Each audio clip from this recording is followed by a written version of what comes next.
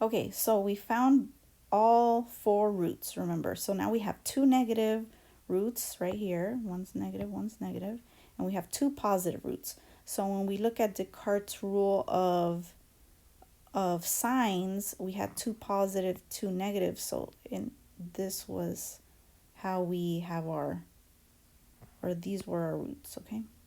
So let's go to the next page. And remember, you're going to be doing this on a different problem, but exactly the same way. Okay, so determine the zeros of the polynomial. Well, we already have those. We already know them. It was x equals 3, x equals 1, x equals -1, and x equals -5/2, or you can write it as -2 1/4. Okay, now we're going to express these as linear factors. So what is f of x equal to? Okay, so here we have x equals 3. Okay, now I want to make it as a linear factor. I'm going to take away 3 from both sides, so x minus 3 equals 0. So this here is one of the factors. Okay, same thing with x equals 1. X minus 1 is equal to 0. Okay, so here's the other one. And then this one I could just use from the other side. Oops, why did I put equals? Okay, this one I can just use from this side here because I already have them. These were the factors. Let me highlight it. These were the factors, right? In linear form. Right, so I'm going to go back to the other side. So this one was 2x.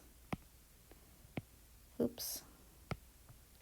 2x plus 5 and x plus 1. Okay, that's how you write it as linear factors. Okay, for number 10, we are going to just look at the function. All right, so let's start. We know that we have zeros at x equals 3. So I'm going to start with putting our zeros first, okay? So we have an x. Move this out of the way. We have a 0 at x equals 3. We have a 0 at x equals 1. We have an x at -1. Remember, I'm looking over here. And we have an x at 2 1/4.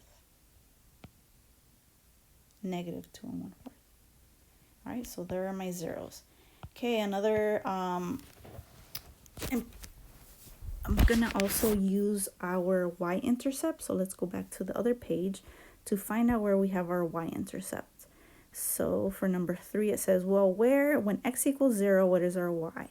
Well, right here, our y is 15, or this is the ordered pair, 0, 15. So let's go back. So 0, 15, this would give me my y-intercept. Y-intercept, these are all x-intercepts. I'll do that a different color. I'll do them red.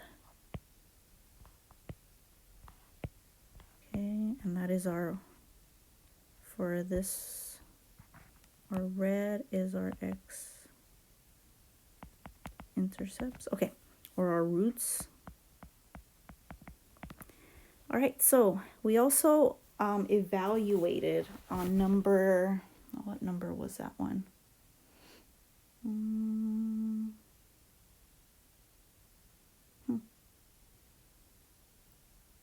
Descartes' rule.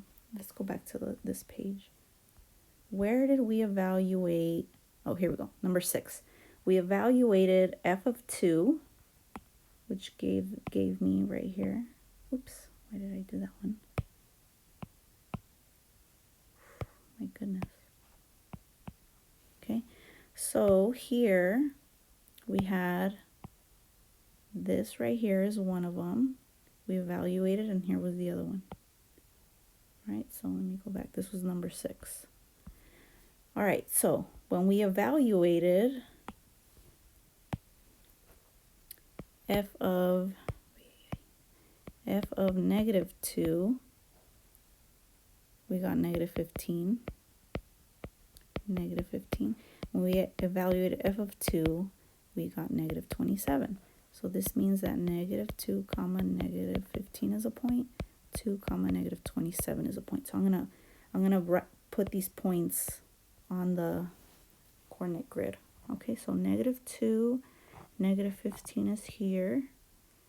2, negative 27 is about right here. Okay, so now I see kind of what the shape looks like. Now, it's not exact, but I'm going to draw it or put it in. It looks like it's going down, and then it's going up, and then it's going down, and then it's going up.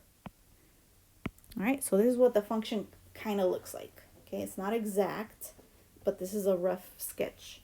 All right, so then let's go back to number 10. Describe the end behavior of the polynomial. So what's happening here at the end? This part is our end behavior. What is happening? Is it increasing or decreasing? Well, from here, it looks like it is increasing.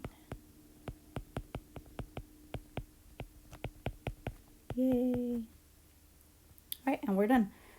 So you're going to be also completing one of these worksheets. We did properties of polynomial functions number 2. So all you have to do for today is complete properties of polynomial functions number 1. You can do that on your own sheet of paper, or you can print out the one that I send you and then take a picture when you're done and upload it. Okay, if you need help, remember to look back at these videos because I'm showing you how to do this on for your paper. Okay, bye. Have a great day.